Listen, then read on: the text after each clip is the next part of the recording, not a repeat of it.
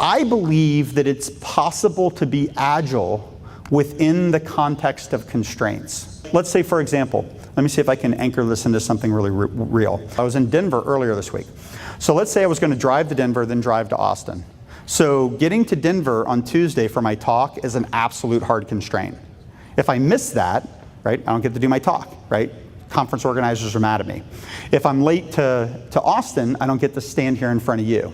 So I want to be able to be agile, but I also know that I need to be in Denver in time for my talk, and I need to be in Austin in time for my talk.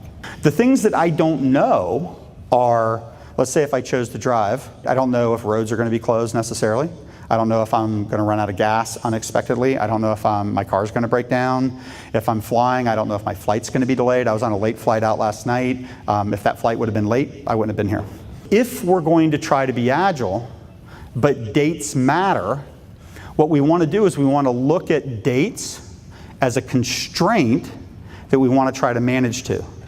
We want to inspect and adapt, and we want to do agile within that date constraint.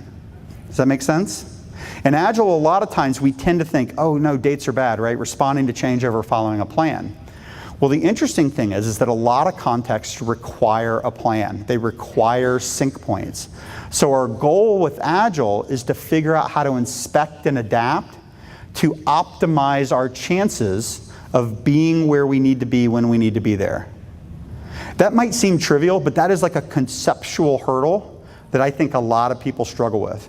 Because when they read the Lean Startup books, they hear the keynote speaker earlier, right? There's this thought that we're just going to throw dates out the door. We're going to throw planning out the door, right? Planning is waste.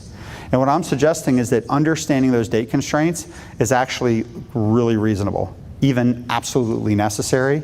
Maybe even to go one step further, if we don't have an answer for that question, we're not credible.